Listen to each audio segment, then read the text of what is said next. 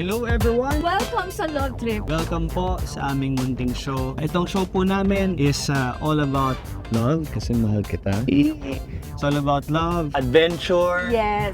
discovery of new places, finding new information about those places. Ano pa ba, mahal? And sana hopefully habang pupunta tayo sa mga iba't ibang places, adventures na experience namin, makamit din kami ng mga kwento ng mga tao, di ba? Finding out kung ano ang istorya nila sa buhay, unique story. Yeah. Tara!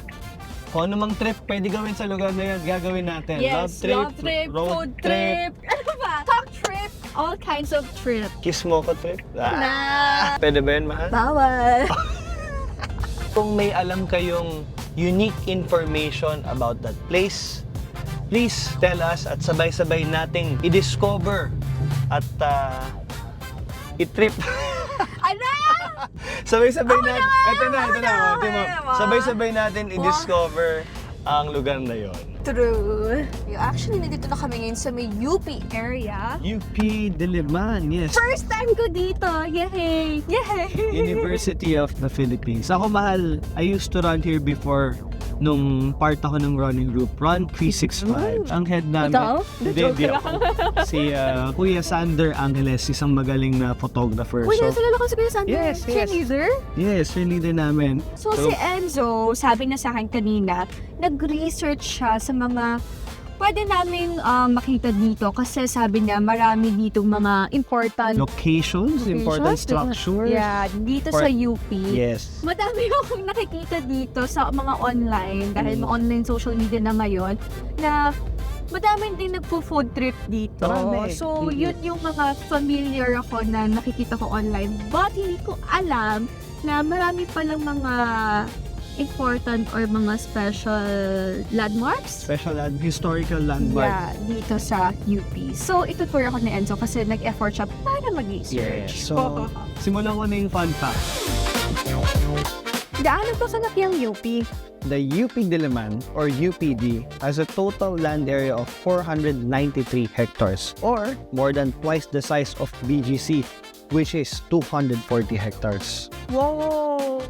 O kaya pala, ang dami din talaga tumatakbo dito kasi sobrang laki niya eh. Ito pong nandito tayo ngayon sa yung oval, it's about 2.2 kilometers running up to. So, dalawang ikot, parang nag-fun run ka na almost 5 Yung Strava. Charot. Strava. Di ka nga gumagamit ng Strava. Ikaw!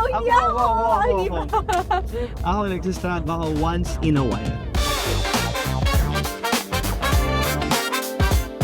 So, first time namin tatakbo ni Michelle dito po sa UP. Jog lang, hindi takbo. Disclaimer Kasi- guys, jog lang. Lagi sumasakit yung tuhod ko. And maliban doon, hindi talaga ako mo-workout outdoor. Lagi akong indoor. So, first time ko dito and first time namin magkasama ni Enzo dito. Plus, first time ko rin mag-jog outside. UP Diliman consists of various academic units, research facilities, and residential areas. Based on the research ko din, UP Diliman was established in 1949. Siguro madami ng kilalang personalities yung nag-graduate dito. Tama ka dyan. Alumni ng UP po includes Manuel Rojas, Jose P. Laurel, and Elpidio Querido.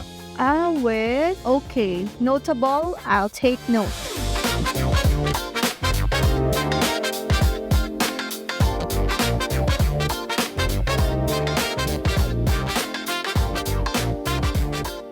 Kung may oras tayo, I'll take her around sa mga important landmarks and nagti-TikTok sila, location, diba? Mamaya magdi-TikTok tayo. Tapos alam mo ba na there is a belief that the UP Diliman Oblation or Oble was modeled after actor Fernando Po Sr.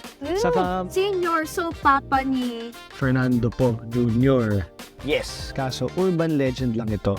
According to the official university literature and historian records, national artist Guillermo Tolentino based the statue on the physique of his student assistant Anastasio Caedo and the proportions of his brother-in-law Virgilio Raimundo and not FPJ Sr. Nakikita ko sa mga kapwa-artist ko na madami nagja-jog talaga dito. So, naku-curious ako dito sa UP. Actually, daming tao ha. Lame. To experience the scenery here in UP. I think this is the Church of the Holy Sacrifice. So, itong church na to ay designed by our national artist, Leandro Locsin. Yung famous cross to is by Napoleon Abueva. May isang painting doon by Vicente Manansal.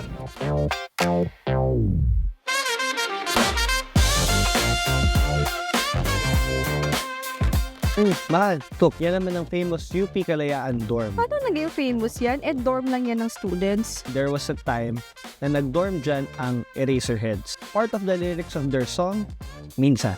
Oh! Sample nga ng minsan. Minsan. Nabutan mo ba yung Eraserheads, mahal? Uy, grabe ka naman!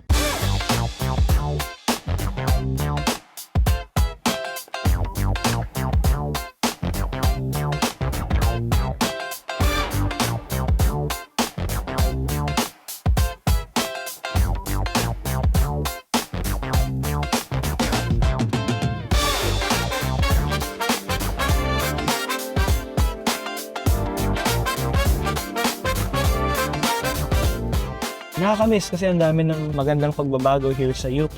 Actually, yun ang madalas ko makita sa social media eh. Medyo malayo kasi sa akin itong UP, kaya hindi ako na papadpad here.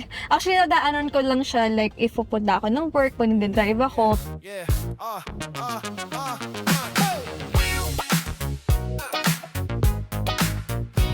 Ang trip na ito, puno ng pag-asa at ngiti. Pangarap ang gasolina, ang mapaay ang puso natin. Bawat kilometro, may saysay, may kwento. Para sa'yo na laging lumalaban, dahil sumusuko.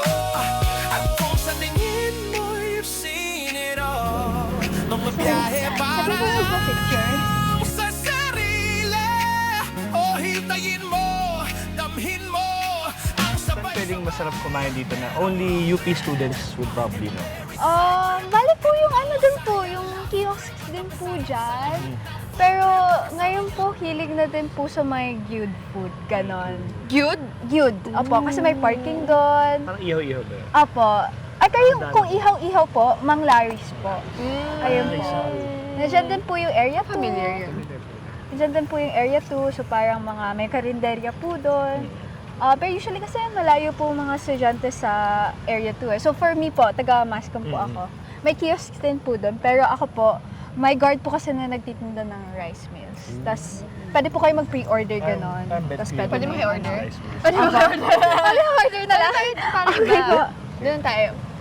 Ito po, kay Ate Jet po siya. Ate Oh my God. Jet. Pwede ko po kayo i-order. Gusto niyo po ba makita yung menu? Ito sige, po. sige. Pero yung ano lang po siya ha? Yung ano lang po siya. Mga silog, silog lang ganun. po siya. Okay Ay, hindi okay lang panalo sa yun. amin yan. Oh, may chicken sweet and sour nga eh. Hindi silog yun, oh. Charot.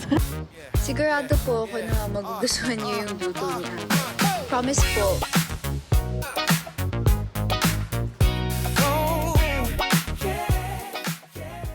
Po siya sa naunahan, pero dito man siya recently. Ang dami niya alaga. Cute. Hi, Tere! Ang in-order namin is 2 sisig, saka 2 pastil. Isang pastil. Isang pastil. Isang pastil. Pero gutom siguro siya, kaya gusto niya dalawa. Ilang years na po kayong lady guard po? Dito sa UP, ano na ako dito, magna 9 years sa July. Lapit na yung 10th year ni ate. Tapos doon sa sa labas, matagal na. 19 years old lang ako, lady guard na ako. Matagal na po kayo 10 lady. years old pa lang. Talagang kailangan ng magtrabaho noon dahil ako rin ang nag-support sa iba kong kapatid noon sa probinsya. Kasi mahirap din kami noon sa Bicol. So lumuwas ako dito. Sinabihan ako nung isa kong pinsa na mag-lady guard ka na lang kasi may height ka, okay ka naman. Yun, nag-exam, nag-training, nakapasa naman. Nakapag-lady guard ako sa labas. Nag-lady guard na ako sa US Embassy.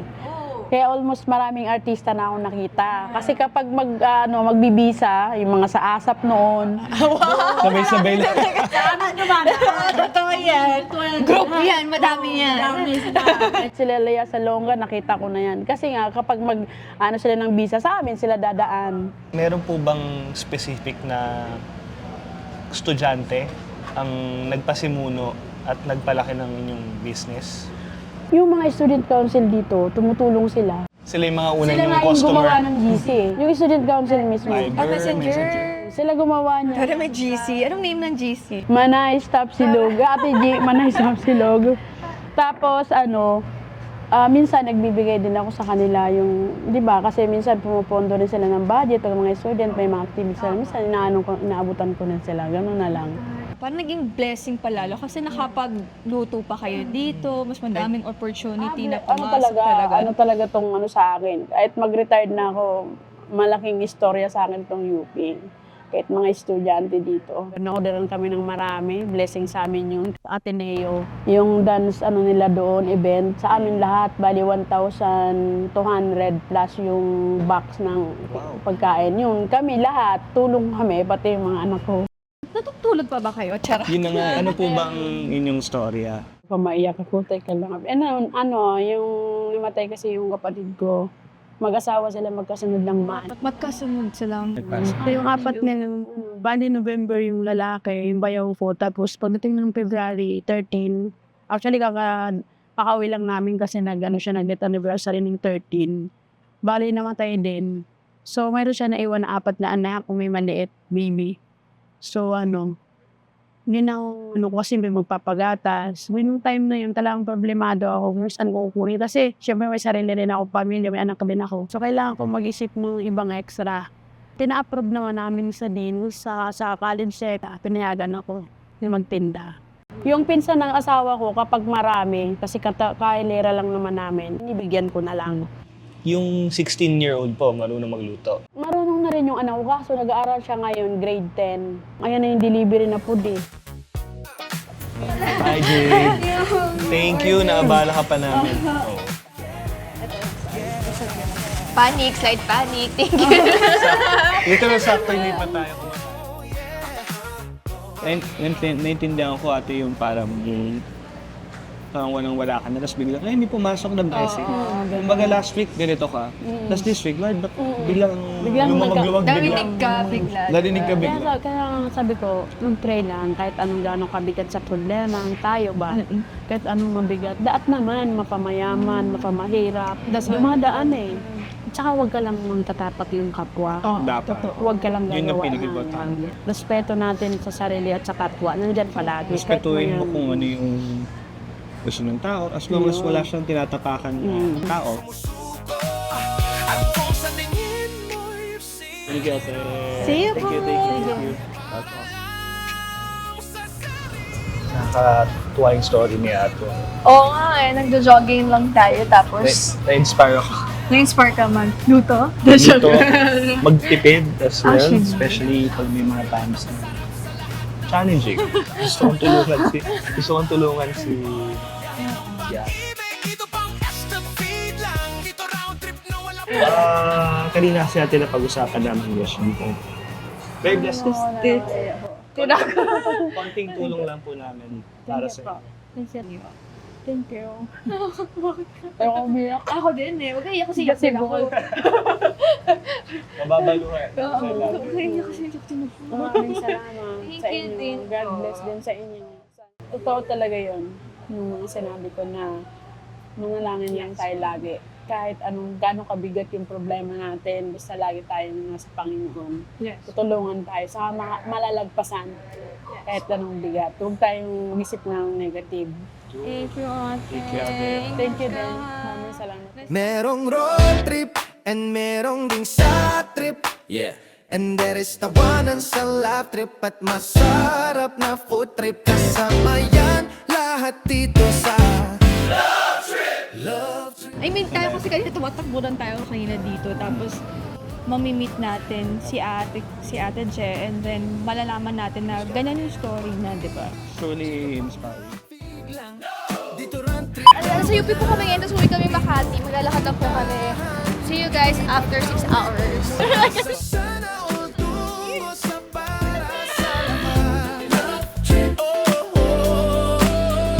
Sama-sama, tulong-tulong kalakip at masarap na food trip. Kasama yan lahat dito sa Love Trip! Love Trip!